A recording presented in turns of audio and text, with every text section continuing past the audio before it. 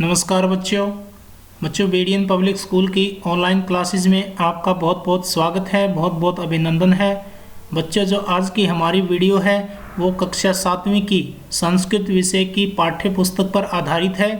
इस पुस्तक का नाम है रुचिरा भाग 2। बच्चों, हम पिछली वीडियो में इस पुस्तक का पंचम पाठ पढ़ रहे थे जिसका नाम है पंडिता रमाबाई यानी विदुषी रमाबाई। बच्चों, हमने इस पाठ को कुछ पढ़ लिया था। आज की वीडियो में हम उससे आगे पढ़ेंगे। चलो पढ़ना शुरू करते हैं। हमने पिछली वीडियो में ये पढ़ा था कि जो समय बदलने के साथ साथ रमाबाई के जो पिताजी थे वह निर्धन हो जाते हैं और उनकी बड़ी बहन की मृत्यु हो जाती है भूख के कारण। भूख से पीड़ित होने के कारण उनकी जो बड़ी बहन है उनकी मृत्यु हो जाती है और उसके बाद रमाबाई ने अपने बड़े भाई के साथ कदमों से कदम मिलाकर के पूरे भारत का भ्रमण किया और कोलकाता को गई। वहाँ पर उसने ब्रह्म समाज से प्रभावित होकर वेदों का अध्ययन किया और उसके बाद लड़कियों के लिए और महिलाओं के लिए संस्कृत की शिक्षा, वेद शास्त्र आदि की शिक्षा के लिए आंदोलन शुरू किया। वहाँ पर उन्होंने कोलकाता में ब्रह्म समाज से प्रभावित होकर के लड़कियों के लिए और महिलाओं के लिए वेद शास्त्रों की आदि की शिक्षा के लिए आंदोलन शुरू किया। 1880 में उन्होंने विपिन बिहारी दास के साथ न्यायालय में विवाह किया था 1880 में, लेकिन दुर्भाग्यवश 1.5 वर्ष के अंतराल में ही 1.5 वर्ष के बाद में ही उनके पति की मृत्यु हो जाती है। वे भी दिवंगत हो जाते हैं मात्र 1.5 वर्ष के बाद में ही। यानी मुसीबतों का पहाड़ इसके जीवन में चलता है, बहुत ही उतार चढ़ाव इनके जीवन में आता है। आज हम उससे आगे पढ़ेंगे। हमने ये पढ़ा था कि वर्षांतरम तस्याः पति दिवंगत है, यानी 1.5 वर्ष के बाद उसके पति भी दिवंगत हो जाते हैं, मर जाते हैं। चलो हम पढ़ना शुरू करते हैं। तदंतरम सा पुत्र्या मनोरमया सह महाराष्ट्रम प्रत्यागच्छत। इसके बाद तदंतरम यानी उसके बाद सा वह रमाबाई, पंडिता रमाबाई पुत्री मनोरमा के साथ, अपनी पुत्री मनोरमा के साथ महाराष्ट्र को प्रत्यागच्छत वापस लौट आई।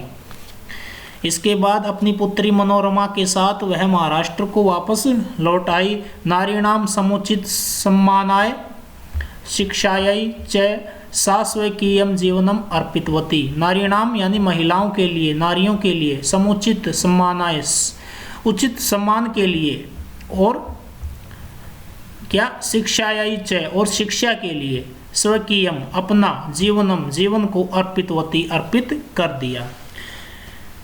नारियों के उचित सम्मान के लिए और उनकी शिक्षा के लिए उन्होंने अपना जीवन अर्पित कर दिया, अर्थात उसमें लगा दिया। संपूर्ण जीवन उन पर ही न्यौछावर कर दिया।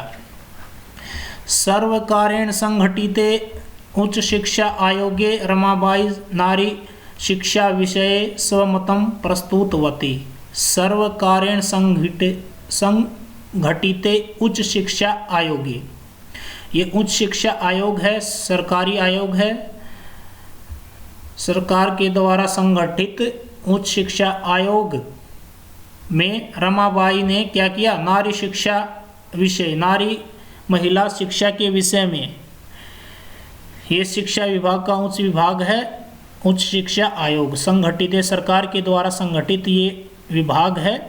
तो वहाँ पर रमाबाई ने नारी के विषय में, नारी शिक्षा के विषय में, महिलाओं की शिक्षा के विषय में स्वमतम अपना मत प्रस्तुत किया कि नारी को भी शिक्षित होना अनिवार्य है, नारी भी पढ़ सकती है। ऐसा मत शिक्षा आयोग के सामने रमाबाई ने प्रस्तुत किया।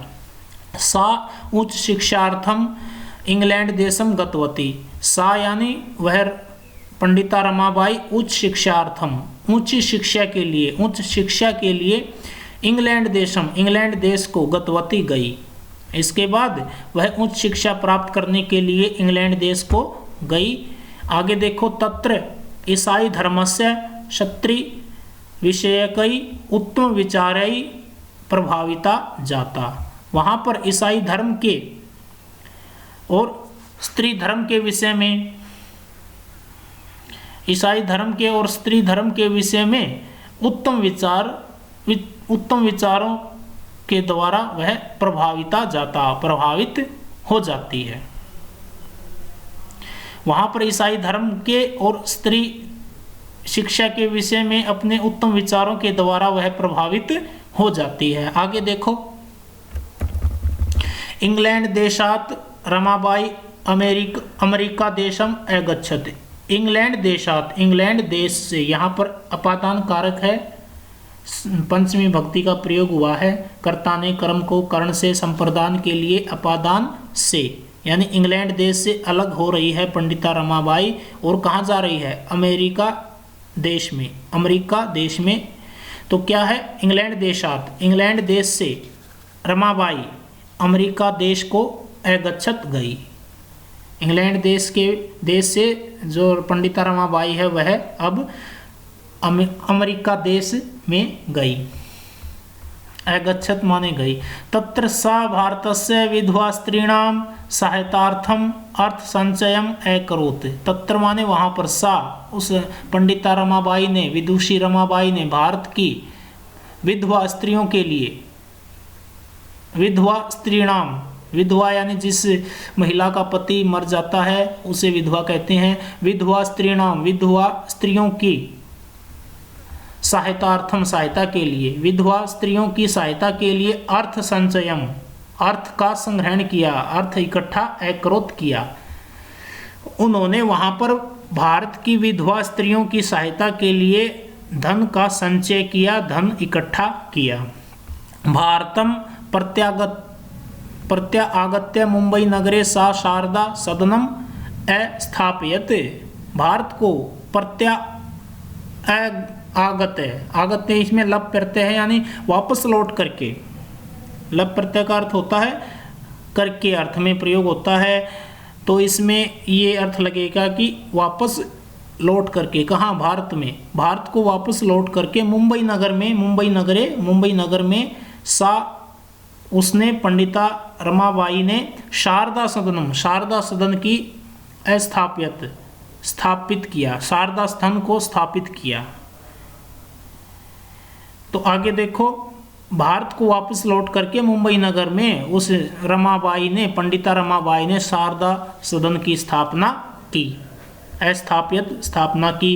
परंतु इदम सदनम पुण्य नगरे स्थानांतरितम जातम। परंतु यह सदन, जो शारदा सदन है, पुण्य नगरे में स्थानांतरित हो गया। जातम माने हो गया।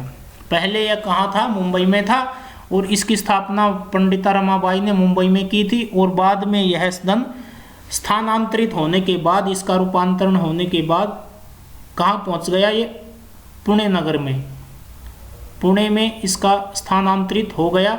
अस्मिन आश्रम में, इस आश्रम में निसहाया स्त्री है निवसंती समय, इस आश्रम में जो बेसहारा महिलाएं हैं, जिनका कोई सहारा नहीं होता, अनाथ होती हैं, जो निवसंती निवास करती हैं, रहती थी।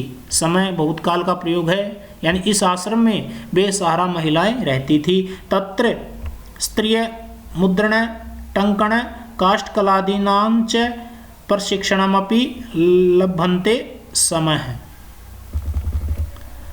तत्र माने वहाँ स्त्रियां, महिलाएं टाइपिंग का कार्य, मुद्रण टंकण टाइपिंग का कार्य, और काष्ठ कलादीनांच, और लकड़ी कला आदियों से, लकड़ी की कला आदि से प्रशिक्षण को, ट्रेनिंग भी लम्भनते प्राप्त करती थी। वहाँ पर उस शारदा सदन में महिलाएं टाइपिंग का, मुद्रण टंकण यानी टाइपिंग का काम, और लकड़ी काष्ठ यानी लकड़ी आदि की कला का ट्रेनिंग भी, यानी प्रशिक्षण भी लभन्ते समय प्राप्त करती थी। लकड़ी कला आदि का प्रशिक्षण भी प्राप्त करती थी, और साथ ही साथ टाइपिंग भी सीखती थी। तदंतरम, उसके बाद पुणे नगर से समीपे केडगांव नाम्ने स्थाने मुक्ति मिशन नाम संस्थानम तयः स्थापितम। तदनंतरम माने उसके बाद पुणे नगर के समीप में, पुणे नगरस्य समीपे, पुणे नगर के समीप में केडगांव, केडगांव नाम का एक गांव है जिसका नाम है केडगांव। केडगांव स्थान पर मुक्ति मिशन नामक, ये मिशन का नाम है मुक्ति मिशन नाम का संस्थान उसने स्थापित किया। तया स्थापितम, उसने स्थापित किया, उसके द्वारा स्थापित हुआ। तो कहाँ हुआ? पुणे नगर के समीप एक केडगांव नाम है, केडगांव नाम का एक गांव है, वहाँ पर उसने इस मुक्ति मिशन नामक संस्थान को स्थापित किया। बच्चों आज के लिए इतना ही, एक लाइन और करते हैं फिर। अत्र अधुना अपि निराश्रिता स्त्रिय ससम्मानम जीवनम यापयन्ति। अत्र माने यहाँ पर, अधुना अपि, आज भी, अधुना का अर्थ होता आज भी, अपि का यानी भी, आज भी जो बेसहारा, निराश्रिता का अर्थ होता है बेसहारा स्त्री महिलाएं, जो बेसहारा महिलाएं होती है, ससम्मानम, सम्मान के साथ, जीवनम, जीवन को, यापयन्ति, जीती हैं या यापन करती हैं। यहाँ पर आज भी इस मुक्ति मिशन में, इस मुक्ति मिशन नामक संस्थान में आज भी जो बेसहारा महिलाएं हैं वे सब अपने सम्मान के लिए यानी ससम्मान के लिए, सम्मान सहित अपने जीवन को जीती हैं या यापन करती हैं। बच्चों आज के लिए इतना ही। जो ये एक पार्ट और बचता है और साथ में इसके शब्दार्थ हम कल की वीडियो में करेंगे। इसके शब्दार्थ देख लो, ये हैं। कल की वीडियो में हम इन शब्दार्थों को और इसका जो ये हिंदी करने का जो भाग बचा हुआ है, ये एक पार्ट बचा हुआ है, हम कल की वीडियो में करेंगे। आज ये वीडियो ज़्यादा लंबी बन जाएगी। आज के लिए इतना ही। जो आज ये काम करवाया है उसे आप अपनी कॉपी में नोट करना है, अपनी कॉपी में लिखना है और याद भी रखना है और हमें भेजना है। और साथ के साथ इस YouTube चैनल को सब्सक्राइब करना न भूलें। इसे अवश्य ही सब्सक्राइब करें, लाइक करें, शेयर करें। धन्यवाद।